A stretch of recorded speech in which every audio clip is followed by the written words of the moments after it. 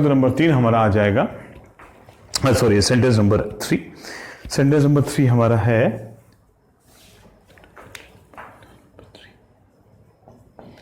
कह रहा है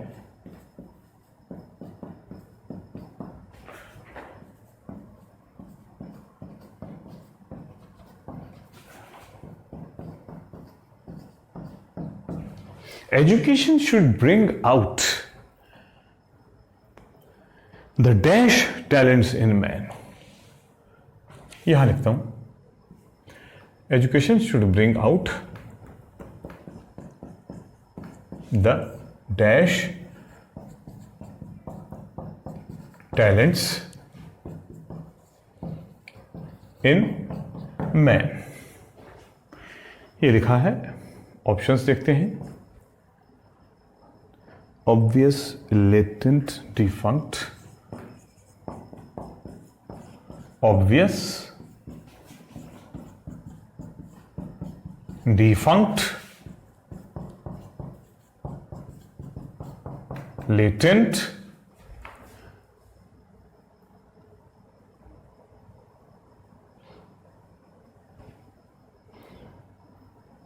वाइज एंड वेरिएबल।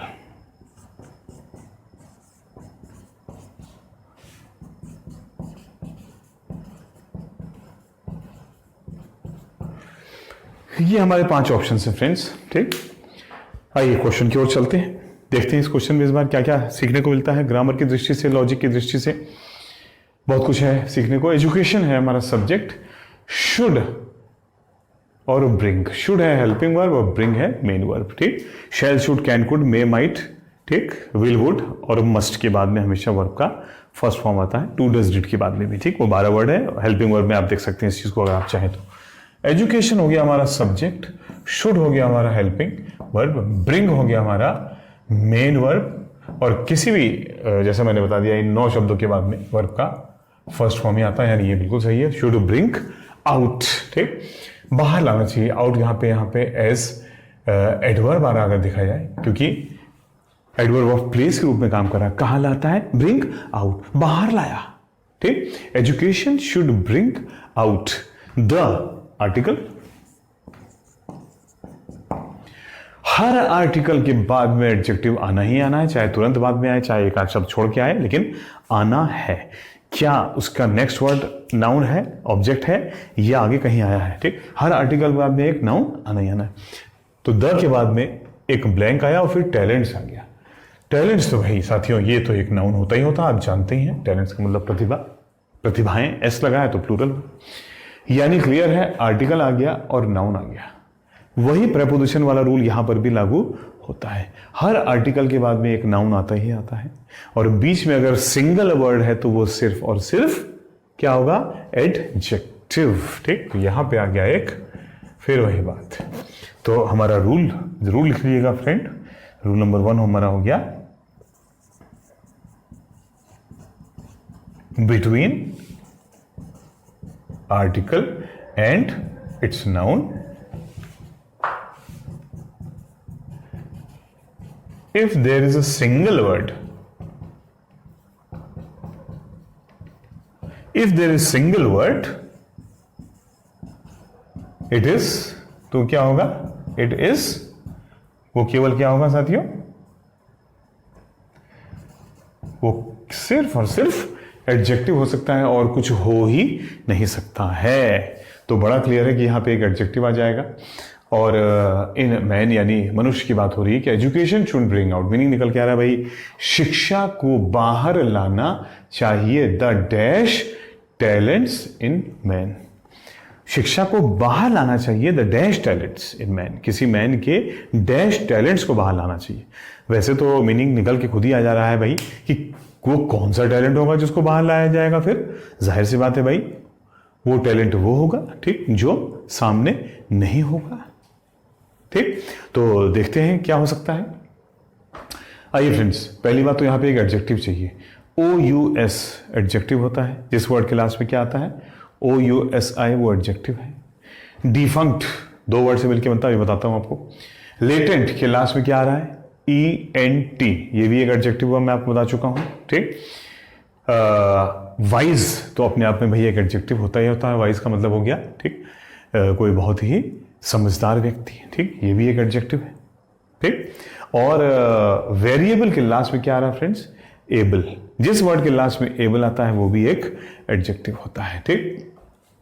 तो आइए देखते हैं OUS, मैं लिख देता हूं ताकि आपको याद रहे, adjective, ENT adjective, able adjective, ये तो क्लियर एडजेक्टिव है। वाइज एक कॉमन एडजेक्टिव है, जनरल एडजेक्टिव आप जानते हैं, एडजेक्टिव ऑफ क्वालिटी, किसी नाउन की क्वालिटी बताना। और डी फंक्ट, दो वर्ड से मिलकर बन रहा, आप देख सकते हैं फ्रेंड्स, डी प्लस फंक्शन, ठीक। डी का मतलब मैं आपको पहले बता चुका हूं, नेगेटिव, गलत, खराब, गलत, ठीक। और फंक्ट का मतलब फंक्शन। तो डी फंक्ट का मतलब है वह चीज, वह वस्तु, वह प्रोसेस जिसका फंक्शन गड़बड़ हो गया है, ठीक। तो यह भी एक एडजेक्टिव होता है। तो पांचों एडजेक्टिव है। इस बार पार्ट ऑफ स्पीच ने हमको धोखा नहीं दिया है। देखिए साहब, पॉजिटिव नेगेटिव की बेसिस पे क्या कुछ निकल सकता है। ओह, सबसे पहली बात, हमारा सब्जेक्ट पूरी तरह से पॉजिटिव है। ओह, और अब देखिएगा, अब जान लो फ्रेंड्स, सुन लो मेरी बात, शुड किसी वर्ड में आ रहा है तो वो एक सेंटेंस में आ रहा है तो वो इन जनरल पॉजिटिव सेंटेंस होता है, क्योंकि शुड का मतलब होता है चाहिए, ड्यूटी, कर्तव्य, मोरालिटी, नैतिक रूप से क्या सही है, सामाजिक रूप से क्या सही है, वो शुड उसकी बात करता है, ठीक। तो यानी शुड इस सेंटेंस में आ रहा तो इन जनरल 2-4%, 5% वो नेगेटिव हो सकते हैं, लेकिन 95% प्लस अगर शुड आ गया तो सेंटेंस पॉजिटिव है, क्योंकि वो ये बता रहा है कि क्या करना होना चाहिए, ठीक। तो शुड आ गया। लो साहब, एक और पॉजिटिव, ठीक, एजुकेशन शुड ब्रिंग आउट। और टैलेंट्स, अरे भाई इसके बारे में जितना कम कहा जाए, ठीक, टैलेंट का मतलब ही पॉजिटिव वर्ड हो गया। तो जाहिर सी बात है, जब पूरा सेंटेंस पॉजिटिव चल रहा है तो उस टैलेंट नाउन का एडजेक्टिव पॉजिटिव नेगेटिव कैसे हो सकता है, ठीक। और जिस टैलेंट को बाहर लाने की बात चल रही है, शिक्षा उसको बाहर ला रही है, तो वो पॉजिटिव ही होगा। और यहां पे कितने वर्ड देखते हैं जरा, नेगेटिव है साथियों। एक तो ये नेगेटिव मिल गया हमको, डी फंक्ट, कट गया, नेगेटिव हुआ और कट गया। बाकी वर्ड्स ऑब्वियस हो गया या लेटेंट हो गया, ये दोनों तो भाई न्यूट्रल वर्ड्स है। इवन वेरिएबल, वेरी का मतलब होता है चेंज, एबल का मतलब योग्य, चेंज होने योग्य, ये एक इंपॉर्टेंट रूट है। इससे मैं करीब 25-30 वर्ड आपको फिर किस दिन लिखवा दूंगा वेरी रूट पर, very, variation, variance, variant, variable, सब एग्जामिनेशन में आने वाले वर्ड्स हैं। तो ये भी एक न्यूट्रल वर्ड है और वाइज पूरी तरह से पॉजिटिव वर्ड है। आइए देखते हैं कौन सा फिट हो रहा है इसमें साथियों, या कौन कौन सा बचा, कौन कौन सा रह गया। आइए लॉजिक पे चलते हैं अब, क्योंकि सेंटेंस हमको कुछ अब क्लियर नहीं बता रहा है। Education should bring out, education को बाहर लाना चाहिए। The dash talents in man, man के कौन से टैलेंट को बाहर लाना चाहिए, ये कह रहा है ऑब्वियस, यानी जो स्पष्ट बाहर दिख रहे हैं। अरे मेरे भाई, अगर वो बाहर दिख रहा है तो वो तो ऑलरेडी बाहर आ चुका है, उसको बाहर लाने का क्या मतलब हुआ, ठीक। तो क्लियर है, यह कट गया, क्योंकि लॉजिक के हिसाब से वो टैलेंट, उस टैलेंट की बात हो रही है जो बाहर नहीं है, क्योंकि शिक्षा उस टैलेंट को बाहर ला रही है, ठीक। लेटेंट का मतलब हो गया लेट प्लस ENT, दो वर्ड से मिलकर बनता साथियों, लेट प्लस ENT। लेट का मतलब होता है बाद में, देर से, है ना। ही केम लेट, वह बाद में आया था, वह देर से आया था, पीछे वाला, बाद वाला, लेट। और ENT का मतलब ही वाला होता है। तो लेटेंट का मतलब है बाद वाला, पीछे वाला, वो जो सामने नहीं है। इसे लेटेंट हीट, लेटेंट एनर्जी, गुप्त ऊष्मा, ठीक बोलते हैं ना हम लोग। तो लेटेंट का मतलब होता है which is hidden, which is not clear. क्या ये हमारा आंसर हो सकता है? बिल्कुल हो सकता है, क्योंकि ये कह रहा है ब्रिंग आउट, बाहर लाना चाहिए। तो वो कौन सा टैलेंट को बाहर लाएगा? जो अभी बाहर नहीं आया होगा, यानी जो अभी बाद में है, सामने नहीं आया है, ठीक। तो ये हमारा आंसर हो सकता है। ऑब्वियस कट चुका है, डिफंक्ट कट चुका है। वाइज टैलेंट, भाई पर्सन वाइज होता है, वह बुद्धिमान प्रतिभा है, ठीक। ये तो गलत हो गया, वह बुद्धिमान व्यक्ति है, ठीक। लेकिन प्रतिभा के साथ में बुद्धिमान वर्ड नहीं आ सकता है, इसलिए यह भी कट गया, ठीक। और वेरिएबल कहता है बदलने वाला। तो एजुकेशन को बाहर लाना चाहिए, बदलने वाला टैलेंट, इस बात का कोई अर्थ निकल के नहीं आया साथियों, सेंस भी तो निकलना चाहिए ना, ठीक। वह टैलेंट बाहर लाना चाहिए जो लगातार बदलता रहता है, ठीक। क्या मतलब निकल के आया, कोई सेंस नहीं दिया इसने। एक ही आंसर हमारा हो सकता है फ्रेंड्स का, और वो है लेटेंट, यानी लेट, बाद वाला, अंदर वाला, पीछे वाला, या जो सामने नहीं है, हिडन, ठीक। तो यहां पे हमारा आंसर आ गया आंसर नंबर 3, ठीक। तो ये 3 क्वेश्चन साथियों 30 मिनट ऑलरेडी हो चुके हैं, 35 मिनट्स, और 3 क्वेश्चन के लिए 10 मिनट पर क्वेश्चन का समय काफ़ी है। आई थिंक ज़्यादातर चीज़ें मैंने इसमें क्लियर कर ही दी हैं आपको, कुछ नई चीज़ें भी बताई हैं, ठीक। यही अप्रोच लेकर के हम लोग कल फिर 3 क्वेश्चन और करेंगे। इससे थोड़ा सा हो सकता है लेवल और बढ़ा दूंगा, हल्का सा, बहुत ज़्यादा नहीं।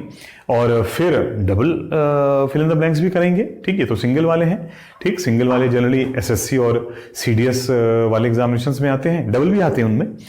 बैंकिंग में जनरली डबल और ट्रिपल, और डबल मतलब 2-2 ऑप्शन, और क्या बोलते हैं, एक ऑप्शन एक ब्लैंक के ही 2-2 मीनिंग वाले आते हैं, वो कराएंगे एसटीज में, या कभी क्लास में 5 या 10 लेकर के चलूंगा और एक्सप्लेन करता चलूंगा, कोई दिक्कत नहीं, अभी तो शुरुआत कर रहे हैं, ठीक। तो फ्रेंड्स ये हमारे इस क्लियर क्वेश्चन हो ही गया होगा। तो ये हमारा आज का सेशन रहा फ्रेंड्स। उम्मीद करता हूँ आपको पसंद आया होगा और आपको काफ़ी चीज़ें इस 30 मिनट्स में गेन करने को मिली होंगी, ठीक।